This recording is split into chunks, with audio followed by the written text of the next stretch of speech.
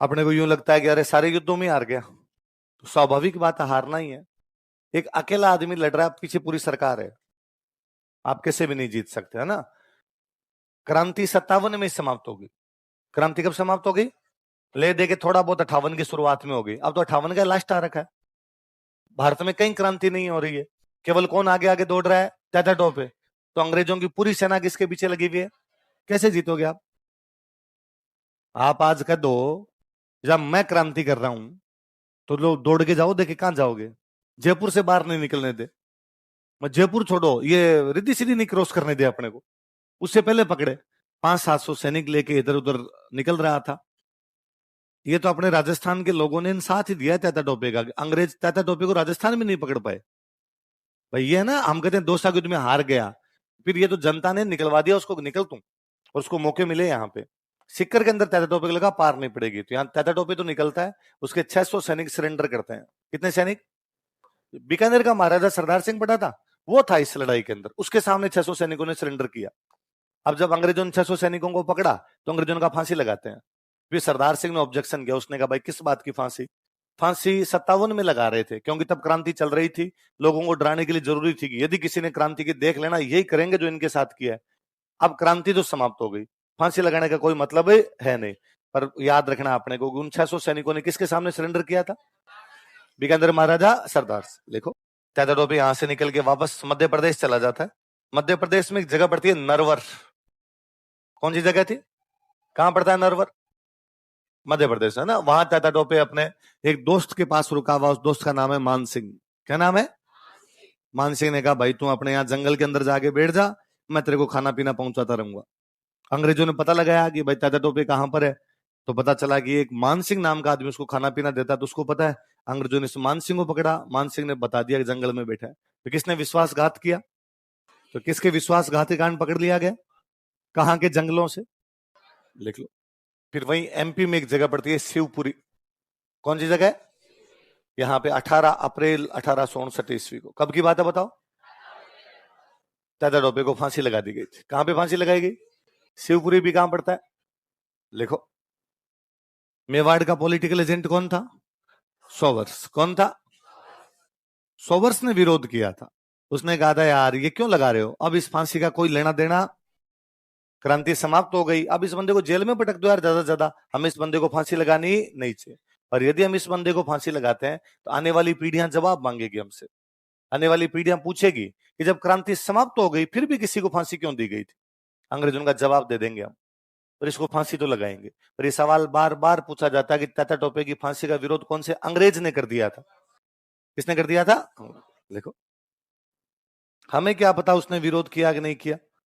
तो उसकी एक बुक मिलती है अपने को, उस बुक में ऐसा लिखा हुआ है। सोवर्स ने एक बुक लिखी थी, the missing chapter of the Indian mutiny. क्या नाम बोल, बुक का नाम बोलो देखे। A missing chapter of the Indian mutiny. Mutiny का मतलब होता है क्रांति। म्यूटिनी का मतलब क्या होता है? मिसिंग चैप्टर तो समझ गए, वह चैप्टर जो मिस हो गया क्रांति के अंदर, वो उसने कहा मैं वो बातें लिख रहा हूं जो क्रांति के बारे में लोगों को बता, क्योंकि वो खुद क्रांति के अंदर था। तो क्या नाम, बुक का नाम बोलो। A missing chapter of the Indian mutiny. किसकी बुक है? लिख लो यहाँ पे। अब तात्या टोपे जब राजस्थान में इतना घूम के गया है, तो राजस्थान में सपोर्ट कौन कर रहे थे उसको? तो राजस्थान में सपोर्ट करने वाले कई बंदे थे उसको। टोंक नासिर मोहम्मद खान कहां का था? टोंक। केसरी सिंह कहां का है? सलूम्बर। जोध सिंह कहां का है? और जोध सिंह ने तो भाई साहब दुकान से ही खोल ली थी कि जो अंग्रेजों के खिलाफ है मेरे पास आ जाओ, कि कुशाल सिंह खिलाफ है इधर बैठो आके। जैसे तात्या टोपे ने कहा कि साहब वो उधर खाना तैयार हो रहा है, खाना जीमो आप। तो ऐसे खूब सारे लोग आए थे जिनको यहाँ पे शरण दी थी। पेशवा, नाना साहब, राव साहब, और कल मैं पेशवा के बारे में बातें बताई थी मैंने कि मराठों का सबसे बड़ा नेता होता वो कौन होता था? पेशवा। और मैंने कहा था पेशवा नाना साहब को कानपुर में क्रांति करते हैं, बाद में कानपुर में पार नहीं पड़ी, नेपाल चले गए थे, बताया था। पर नेपाल जाने से पहले कई दिन तक कोठारिया रुके थे। कहाँ रुके थे? कोठारिया का सामंत कौन है? जोध सिंह। पेशवा नाना साहब का भाई है, उसका नाम है राव साहब। क्या नाम है? दो तो भाई हो गए, कौन कौन? पेशवा नाना साहब और राव साहब। कहाँ रुक के गए? कोठारिया में। किसके पास? एक और बंदा कौन है? आपने भीलवाड़ा के अंदर एक जगह पड़ती है गंगापुर। कौन जगह? यहाँ भीमजी चरण ने अंग्रेजों को लूट लिया था। अंग्रेजों को लूट लिया था, अंग्रेज उनका पकड़ेंगे, ये भाग्य किसके पास चला गया? जोध सिंह। जोध सिंह का बेटा बने। कोई नहीं पकड़ेगा यहाँ से। तो कोई पूछेगा गंगापुर में अंग्रेजों को लूटने वाला बंदा कौन था? भीमजी चारण को शरण कौन देता है? लिख लो भीमजी चारण के आगे लिखो, गंगापुर में अंग्रेजों को लूट लिया था। अच्छा, एक और आदमी बीकानेर महाराजा सरदार सिंह है। अभी देखो लास्ट लड़ाई मैंने पढ़ाई आपको सिक्कर का, और सिक्कर मैंने कहा ताता टोपे निकल गया और उसके 600 फौजियों ने सरदार सिंह के सामने क्या किया था? सरेंडर। तो कहते सरदार सिंह ने ताता टोपे को उस समय 10 घुड़सवार दिए थे। कितने घुड़सवार दिए? 10 घुड़सवार दिए थे। वो अपने 10 घुड़सवार लेके यहां से निकलता। तो कोई पूछे कौन से राजा ने ताता टोपे को 10 घुड़सवार दिए? अब आप वापस वही पूछे ताता टोपे की सहायता क्यों की? क्रांति दबदबा गई थी जी। अब क्रांति जैसी कोई चीज ही नहीं थी, सारे लोग ही ताता टोपे को कहीं ना कहीं निकाल ही रहे थे, तो इन्होंने भी निकाल दिया यहां से। ये देखो हम पिछले 3-4 दिन से जितनी बातें पढ़ रहे थे क्रांति के बारे में, ये सारी फैक्चुअल नॉलेज है। कब हुई, कहां हुई, किसने की, कौन हारा, कौन जीता, कौन कहां गया, सारी फैक्चुअल बातें। पर अपने तो दोनों प्रकार की चीजें आती है, अपने को तो प्री पास करना, बाद में मेंस भी देना। तो मेंस में सवाल थोड़े वैसे आते हैं, भाई हुई क्यों थी, कब हुई, कहां हुई, उससे पहले का सवाल ये कि हुआ ही क्यों, ऐसा क्या था 57 के अंदर की क्रांति हो गई। तो अपने नया हेडिंग डालो, लिखो 1857 की क्रांति के कारण, कॉजेज ऑफ रिवोल्ट ऑफ 1857। देख सिंपल सी बात हूं कि अपने 3rd क्लास से पढ़ते आए थे, 57 की क्रांति 3rd क्लास में भी आ जाती है। 3rd से लेकर 10th तक हमेशा चलती है 57 की क्रांति। हम पढ़ते हैं कि 57 की क्रांति के कारण क्या थे, तो हम 57 क्रांति के कारणों में मोटे मोटे आपको और नहीं भी पता हो तो एक आधा पता है कि एक डलहौजी नाम का गवर्नर जनरल था और उसने झांसी की रानी की ऋण की जो रियासतें थी उन पे कब्जा करना शुरू कर दिया था, इसलिए लोग नाराज हो गए थे। और नहीं पता तो एक बात हमने भी की थी, आप पहले से जानते हो कि चर्बी वाले कारतूस, दो तो सुने हुए, डलहौजी का नाम और चर्बी वाले कारतूस की क्रांति। पर क्रांति बहुत बड़ी घटना थी, 1857 में जो कुछ हुआ बहुत बड़ा था। उसके लिए माइनर कारण जिम्मेदार नहीं हो सकते कि साहब अचानक कोई चर्बी वाले कारतूस आए और पूरा भारत क्रांति के अंदर कूद गया ना। इसका मतलब रीजन कुछ और थे, कई सालों से वो रीजन चलते आ रहे थे, अचानक फूटे 57 में जाके। बाकी उनका बैकग्राउंड बहुत पहले बनने लग गया था। हिस्ट्री इस मामले में सबसे सिंपल सब्जेक्ट है, उसमें जब भी ऐसे कोई आंसर देने हो कि कोज बताने हो, इंपैक्ट बताने हो, नेचर बतानी हो, तो आप उसको डिवाइड कर ले, आप उसको तोड़ ले। किस में डिवाइड कर ले? Political, cultural, economic, administrative, religious, social, इस प्रकार से अलग अलग तोड़ ले, सामाजिक, धार्मिक, राजनीतिक, फिर आपके सामने सारे कारण आ जाते हैं। क्योंकि 57 की क्रांति अंग्रेजों के राज से संबंधित है। किससे संबंधित है? अंग्रेजों का राज, अंग्रेजों का रूल है, राज के खिलाफ हुई थी क्रांति, इसलिए सबसे बड़ा कारण तो कौन सा होगा? राजनीतिक। लिखो राजनीतिक कारण। देखो राजनीतिक कारण क्या था? राजनीतिक मतलब राजा से संबंधित या राज से संबंधित कोई भी चीज होगी राजनीतिक होगी। ऐसे क्या चेंज आए थे 57 तक आते आते, या अंग्रेजों के आने के बाद ऐसे क्या चेंज आए थे? अच्छा, हिस्ट्री में एक ये भी बड़ा सिंपल है, कभी भी किसी भी चीज के कारण बताने हो तो उससे पहले जो कुछ हुआ वो कारण है। क्रांति कब हुई थी? तो 56, 55, 54, 50, 40, 30 में जो कुछ हुआ वो क्या है? कारण। वो कारण हो जाएगा अपने आप में। क्या हुआ अंग्रेजों का राज आने के बाद में? क्या चेंज हुआ अपने यहाँ पे? अंग्रेजों का राज आया तो अंग्रेजों ने आके कहा कि हम राजाओं के साथ में संधि करेंगे और हर राजा के पास में हमारा एक बंदा रहेगा और उस बंदे को क्या बोलेंगे? Political agent. क्या बोलेंगे? क्या काम करेगा भाई पॉलिटिकल एजेंट? कि राजा के लड़ाई झगड़े हो जाएगा तो देखेगा। यही तो कहा था कि राजा की सुरक्षा करेंगे, सुरक्षा के लिए एक बंदा रहेगा हमारा, वो कौन होगा? Political agent. अच्छा मुझे बताओ, एक कोई राजा है, इसकी दूसरे राजा से लड़ाई हो रही है, ये आंतरिक मामला है या बाह्य मामला है? बाह्य, बाहर का मामला है। आंतरिक मामला घर के अंदर, आप और मैं इसके अंदर बैठ के करते हैं तो अपना आंतरिक, इसके बाहर जाके करते हैं वो, यही तो है। आप पीजी में क्या करते हो? बाह्य मामला। कोचिंग में क्या करते हो? यहां तुम लड़ाई झगड़ा कर लो और कर लो तो मैं कहूं नहीं भाई मैं तुम्हें लड़ोगे नहीं। यहां तुम नहीं पढ़ते हो, मैं तुम्हें डांटूं तुम्हें यहां पढ़ना चाहिए। तुम कोई पीजी में लड़ाई झगड़ा कर लो और कर लो, मैं तुम्हें कह सकता हूँ अरे तुम्हें नहीं लड़ना चाहिए, पर आप मुझे वापस आकर दोगे सर कोचिंग से बाहर है, पंचायती नहीं, आप यहाँ देख लिया करो, बाहर वाले हम देख लेंगे। या मैं भी पीछा छुड़ाने के लिए कह सकता हूँ कि भाई कोचिंग से बाहर का मामला है, हमारा कोई लेना देना नहीं है। होता है ऐसा। राज्य के अंदर के मामले तो क्या हो जाएंगे? आंतरिक। राज्य के बाहर के मामले क्या हो जाएंगे? तो अंग्रेजों ने ये कहा था जब संधियां गई थी, तब कहा था आंतरिक मामले, इंटरनल मैटर जितने भी है वो तो किसके पास रहेंगे? राजा। किसके पास रहेंगे? क्या होंगे इंटरनल मैटर? कितना टैक्स लेना है, कहाँ स्कूल खोलनी है, कहाँ सड़क बनानी है, किसको जमीन देनी है, किसे जमीन छीननी है, ये तो सारे कैसे मामले हो गए। पर किससे लड़ाई होगी, किससे समझौता होगा, किससे ट्रीटी करेंगे, ये कौन से मामले हो गए, बाह्य। ये कौन देखेंगे, अंग्रेज। कौन देखेंगे, तो अंग्रेजों ने कहा भाई एक्सटर्नल अफेयर्स हमारे पास में और इंटरनल अफेयर किसके पास में, राजा। यही मामला था। पर अब राजधानी में दो बंदे रहते हैं, एक तो रहता है राजा, एक कौन रहता है, पॉलिटिकल एजेंट के पास कौन से मामले, बाह्य मामले किससे संबंधित, लड़ाई झगड़े से, किससे संबंधित, लड़ाई झगड़े के लिए क्या चाहिए, सेना। इसका मतलब सेना किसके पास में, अंग्रेजों के पास। तो पावरफुल कौन, तो जब उनके पास पावर आई ना, तो फिर उन्होंने आंतरिक मामलों में भी इंटरफेयर करना शुरू किया। अब वो बाद में राजा कहते कि ये टैक्स बढ़ा दे, तो राजा ने कहा तो मेरा आंतरिक मामला है। उसने कहा हाँ पता है पर बढ़ा।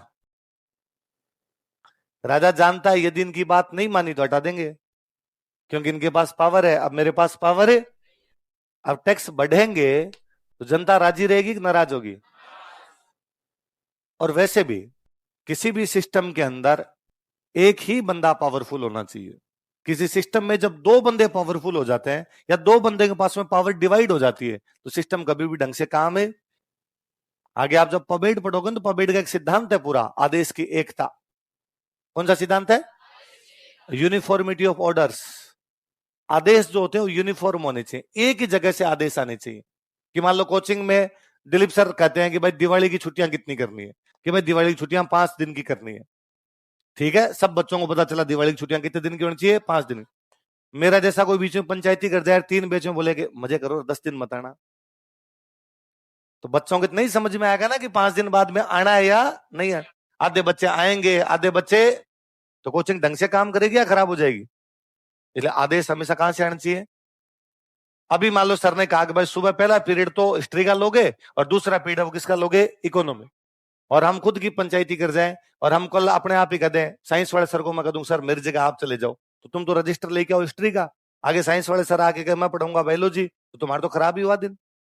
तुमने कहा हम रजिस्टर भी नहीं लेके आए, हम बायोलॉजी के लिए तैयार भी नहीं थे, आपने ये 2 दिन हमें हिस्ट्री पढ़ा के अचानक बायोलॉजी लगा दी, ये भी सिस्टम खराब ही है। इसलिए आदेश में क्या होनी चाहिए, एकता। पर पॉलिटिकल एजेंट कहने से अब आदेश में एकता, आपको आधे आदेश जारी कर रहा है राजा, आधा आदेश कौन जारी कर रहा है, पॉलिटिकल। एक कारण तो यह था कि पॉलिटिकल एजेंट जो था और रियासत के आंतरिक मामलों में क्या करने लग गया, ABC लगा के लिखेंगे, इसी में राजनीतिक में A लगा के लिखो, राजनीतिक कारण लिख लिया, इसमें A लगा के लिखो। लिखो पॉलिटिकल एजेंट रियासत के आंतरिक मामलों में हस्तक्षेप करता था, पॉलिटिक हस्तक्षेप करता था। रियासत के आंतरिक मामलों में क्या करता था, हस्तक्षेप। कौन, अच्छा मुझे बताओ, पहले एक राजा के 10 बेटे हैं मान लो, इनमें से अगला राजा कौन बनेगा, बड़ा बेटा। ज्यादातर मामलों में कौन बनता था, बड़ा। कई बार राजा को लगता कि बड़े बेटे में लक्षण नहीं है, तो राजा कहता 4 नंबर वाले को बनाओ, 4 नंबर वाला ज्यादा ठीक है। या कई बार ये होता राजा के मंत्री कहते कि नहीं 4 नंबर वाला भी ठीक नहीं, 6 नंबर वाला ज्यादा ठीक है, इसको बनाओ। यही तो है, पर अंदर का मामला अंदर ही देखा जा रहा है। पर अब राजा के 10 बेटे हैं, इनमें से कौन राजा बनेगा, अंग्रेज डिसाइड करते थे। कौन राजा बनेगा, कौन डिसाइड करते। अच्छा, अंग्रेज 10 में से किसको बनाएंगे, जो उनका साथ ज्यादा देगा, जो उनकी लप्पो चप्पो ज्यादा करेगा, जो उनकी बातें ज्यादा मानेगा, जो उनके कहने पे टैक्स बढ़ा देगा। अब ऐसा आदमी जब बनेगा जो किस पे डिपेंड है, तो जनता के लिए भला है कि बुरा है, जनता के लिए बुरा है तो जनता राजी रहेगी कि डांस करेगी, नाराज रहेगी, दोनों ही नहीं करेगी, नहीं तो राजी होगी ना डांस करेगी। फिर डांस करेगी सर, कैसे करेगी, मतलब तुम नाराज होते हो, नाचते हो, मजा आ गया, नाराज हो गया तो जनता नाराज रहेगी। जनता नाराज रहेगी तो बाद में जनता क्या करेगी, आंदोलन करेगी। लिखो बी, लिखो इसमें। अंग्रेज रियासत के उत्तराधिकार मामलों में हस्तक्षेप करते थे। Britishers interfered in succession affairs of state. तो दो तो इस वजह से जनता नाराज चल रही है कि राजा अयोग्य होने लग गए, क्योंकि राजा किस पे डिपेंड करने लगे, अब अंग्रेजों पे। और अंग्रेज कभी भी ढंग के राजा को राजा बनने नहीं देंगे, वो चाहेंगे यार उनका काम बड़ा बना रहे तो ठीक रहे। और क्या हुआ, अंग्रेजों ने सेनाएं बनानी शुरू की। हमने पढ़ा मेरवाड़ा बटालियन, कोटा कंटिजेंट, है ना। तो अंग्रेजों ने सेना बनाई। सेना क्यों बनाई, तो अंग्रेजों ने कहा हम राज्यों को क्या देंगे, सुरक्षा। तो इनका खर्चा कौन देगा, राजा। तो पहले मान लो राजा कहा कि तेरे को 1 लाख रुपए साल के देने, कितने देने हैं, 1 लाख। राजा ने कहा ठीक है, 3-4 साल 1 लाख रुपए लिए। अब राजा की सेना तो हो गई समाप्त, अब सेना किसके पास है? अंग्रेजों में। तो उन्होंने कहा 1.5 लाख। तो राजा ने कहा यार 1.5 कैसे, कि वो तनख्वाह बढ़ा दी सेना की हमने। थोड़े दिनों बाद उन्होंने कहा 2 लाख। कैसे? कि नई बंदूक मंगाई थी। अब राजा ये रुपए कहां से लाएगा? टैक्स बढ़ाएगा। टैक्स बढ़ेगा तो जनता, करो तो नाराज। सी लिखो। उन्होंने नई सेनाओं का गठन किया था। Britishers formed new forces. Britishers formed new forces. तथा इन सेनाओं का खर्चा, तथा इन सेनाओं के खर्चे and expenditures of these forces तथा इन राज्यों पर डाल दिए गए थे। वर इम्पोज्ड ऑन स्टेट्स। किस पर इम्पोज कर दिए गए? राज्यों पर डाल दिए गए थे।